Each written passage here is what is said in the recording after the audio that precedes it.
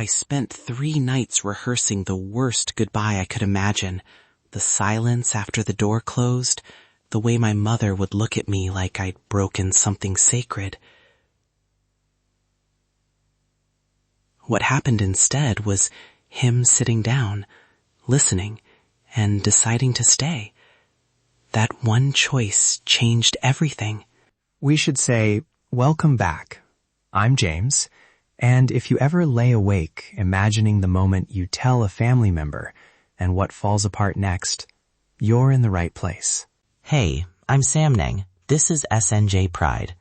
If you've ever been terrified that one conversation could cost you your family, listen close, because I picked the brother I thought would leave me, and he surprised me. I'm going to tell you why I told him first, what the night felt like, and the small choices that didn't look like heroics, but held everything together. I picked my brother because he'd always been the one who could translate for our parents, not in words only, but in tone. Right, and that matters more than people expect. He could say the same thing to Mom in a softer voice. He could say it without making it a showdown. I picked him because I hoped he'd soften what came next. Wait, did you tell him you'd rehearsed everything? I told him I'd rehearsed leaving instead of telling. That was the worst part. I thought walking away would feel safer than the truth. So I built a plan. A quiet dinner, one sentence at a time. I remember the kitchen that night, late, the yellow bulb over the table buzzing like a tired memory. My hands were shaking.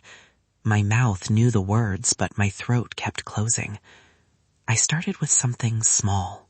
What kind of joke? Something awful, self-deprecating. The kind you tell when you're trying to make the air lighter. It landed wrong, and suddenly the room felt bigger than both of us. Then I said, I need to tell you something I haven't said out loud. And everything went quiet, like someone had turned the lights down inside my chest. I can hear how raw that was. What did he do next? He didn't explode. He didn't slam the table. He asked one strange, ordinary question. Are you safe? I remember thinking, of all the things he could say, he asked about my safety. That question flipped the script from morality to care. That's powerful. He asked about safety first, not performance or proof. After that came the awkward sentences, the clumsy attempts at love. He stumbled, corrected himself, said things that sounded like translations in progress. He called Mom the next day, but he didn't out me. He said, I love my brother, and asked for time to figure out how to hold both me and our parents. That sentence bought space. It wasn't dramatic. It was steady. I remember being angry at myself at first, wanting to storm in and fix everything. But you needed a calm strategy, not a rescue. We talked for hours about how to make sure you felt protected while also respecting your brother's pace. And that was the invisible work, not grand gestures, but planning. Who to tell when, agreeing not to text anything that could be read by others, rehearsing simple answers in case parents asked. For us, that looked like no public calls the first week. If Mom called, my brother would say, can we talk later? I'm at work, and then text me the time. And the kitchen light was that tired yellow bulb over the table. It made everything feel smaller, somehow safer. That's the kind of concrete thing people can actually use. Small answers, rehearsed lines. They stop chaos from showing up. I get messages all the time. If I tell my sibling first, they'll tell my parents and everything will blow up.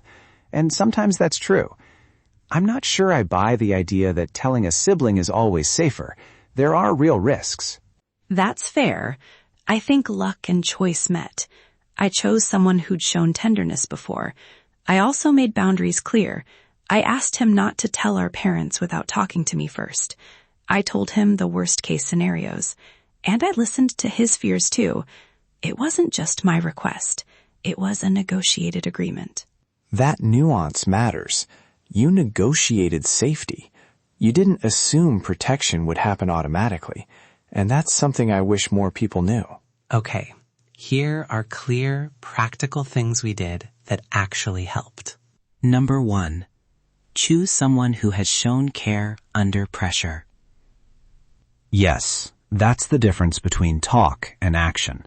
Number 2, ask for explicit agreements, privacy, time, and no outing without your consent.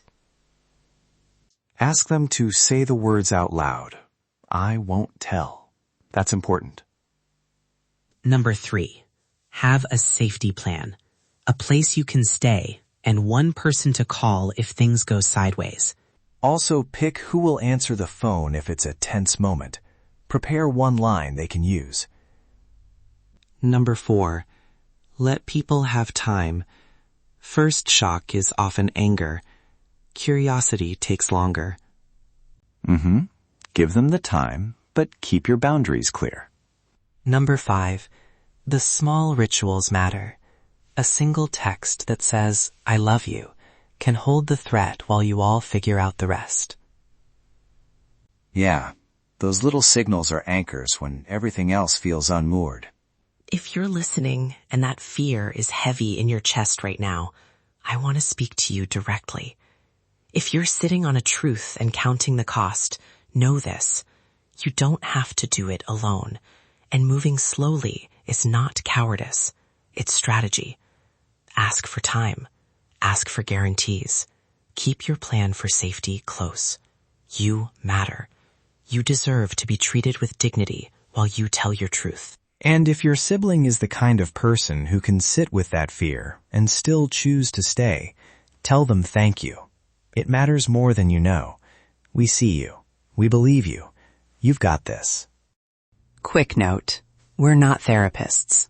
This is our lived experience. If this episode stirs up heavy stuff, trauma, panic, memories of rejection, please consider talking with a professional or a trusted friend. Don't carry that by yourself. If this hits something in you, we want to hear it. Comment or DM, I hear you. Even that tiny note helps us know this story landed. Share the smallest brave thing you've done or the sibling who surprised you. Hit subscribe so you don't miss the next episode, where we'll talk about rebuilding trust after someone in the family hurt you. Take a breath. We're proud of you for being here, for listening. I hear you. You're not alone. Thank you for being with us. This is S&J Pride. I'm Samnang. And I'm James. If this episode landed for you, hit subscribe. We see you. You're not alone.